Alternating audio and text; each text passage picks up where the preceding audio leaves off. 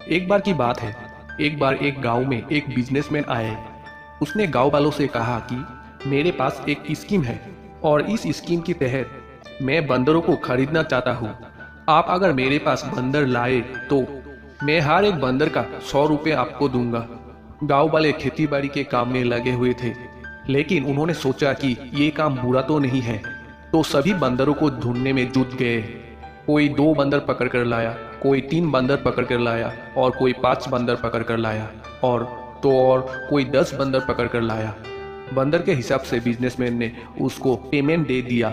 गांव वालों को भी लगा कि ठीक है, उनको उनकी मेहनत का फल मिला है। थोड़ी दिन बाद बिजनेसमैन वापस आया और उसने कहा अब की बार आपको 200 रुपये मिलेगा। गांव वालों को लगा कि हमें ये काम करना चाहिए या नहीं करना चाहिए। उन्होंने आपस में डिसाइड किया कि ठीक है, हम बंदरों को पकड़ कर लाएंगे। लेकिन बंदर इतने बचे ही नहीं है, इसलिए उनको बंदर ढूंढने में दिक्कत का सामना करना पड़ा। इस बार बंदरों की संख्या बहुत कम थी।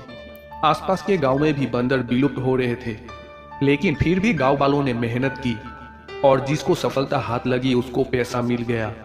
अब की बार उस बिजनेसमैन ने गांव वालों से कहा कि अगर आप बंदर पकड़ कर लाएंगे तो आपको 500 रुपये मिलेगा।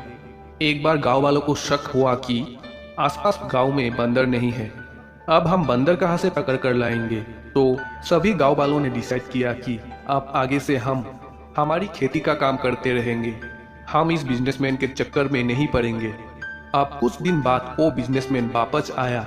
उसी गांव में उसने कहा कि अगर आप मुझे बंदर देते हो तो मैं आपको 1000 रुपये दूंगा एक बंदर के। गांव वालों को भरोसा तो था कि ये दे सकता है, क्योंकि पहले भी उसने हम लोगों को 100 रुपये 200 रुपये दिए थे। गांव वालों ने कहा कि लेकिन आसपास में बंदर है ही नहीं, हम कहाँ से बंदर लाएंगे। और इधर वो बिजनेसमैन चला जाता है।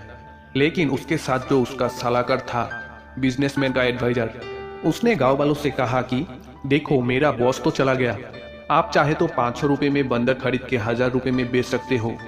गांव वालों ने कहा कि ठीक है। 500 रुपये में गांव वालों ने बंदर ले लिया और अपने मेहनत का पैसा उसको दे दिया। जबकि वो बिजनेसमैन तो उस सलाहकार को सिखा कर गया था, तो वो बिजनेसमैन पैसा लेकर चला गया। अब गांव वालों के पास वो बंदर ही बंदर थे।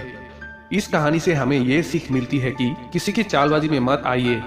मैं आपको एक लर्निंग बता देता हूँ। आपके पास जो भी पैसा हो उसको संभल कर रखिए, किसी की बातों में मत आइए, क्योंकि आपका धन ही मुसीबत में आपका सच्चा साथी है। आशा करता हूँ आपको ये कहानी समझ आए होंगे, तो कमेंट पर जरूर बताइए और साथ ही चैनल को सब्सक्राइब भी कीजिएगा। मिलते हैं एक नए वीडियो के साथ।